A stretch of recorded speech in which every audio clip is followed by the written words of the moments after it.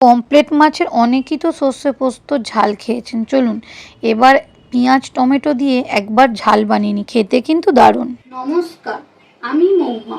Welcome to Mahua cookings. আবারও আমি চলে এসেছি নতুন স্বাদের একটা রেসিপি নিয়ে।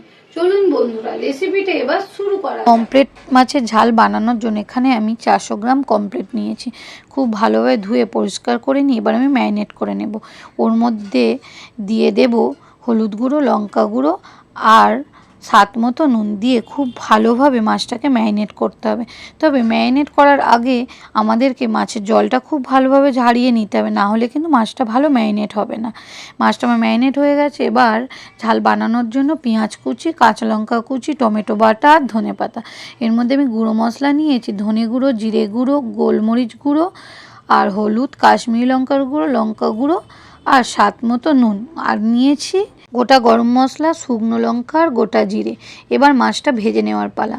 গ্যাসেতে কড়া বসিয়ে কড়াটা গরম হয়ে গেলে ওতে দিয়ে দেব তেল। তেলটাও খুব ভালোভাবে গরম করে নিয়েই ওতে একে একে মাছগুলো দিয়ে লাল লাল করে ভেজে এবার আমি মাছগুলোকে তুলে নেব।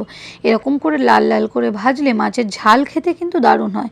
এবার ওই তেলের মধ্যেই গোটা জিরে, গরম মশলা, শুকনো লঙ্কা ফোড়ন দিয়ে দেব পেঁয়াজ ও কাঁচা লঙ্কাটা। এখানে আমি গোটা গরম মশলা ফোড়ন আর শুকনো লঙ্কা, গোটা জিরে দেওয়াটা দেখাতে পারিনি, কিন্তু আমি দিয়েছিলাম।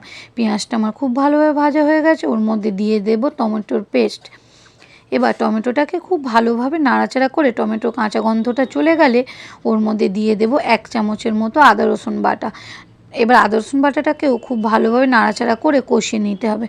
এবার ওর মধ্যে কাঁচা গন্ধটা চলে গেলেই এবার দিয়ে দেব যে গুঁড়ো মশলাগুলো নিয়েছিলাম সেগুলো। ওর মধ্যে আমি 1/2 চামচ জিরে গুঁড়ো, 1/2 চামচ ধনে গুঁড়ো, 1/2 চামচ গোলমরিচের গুঁড়ো আর কাশ্মীরি লঙ্কা নিয়েছি 1/2 চামচ, লঙ্কা গুঁড়ো নিয়েছি 1/2 চামচ আর হলুদ গুঁড়ো নিয়েছি 1 চামচ। স্বাদ মতো নুন দিয়ে মশলাটাকে খুব ভালোভাবে নাড়াচাড়া করে মিশিয়ে নিয়ে মশলা থেকে তেল ছাড়তে শুরু করলেই ওর মধ্যে আমি দিয়ে দেব কিছুটা জল। দিয়ে জলটাও খুব ভালোভাবে ফুটে একটু গাঢ় হয়ে এলে ওর মধ্যে দিয়ে দেব মাছগুলোকেও ওর মধ্যে খুব ভালোভাবে এপিট ওপিট ভালো করে কষিয়ে নেব।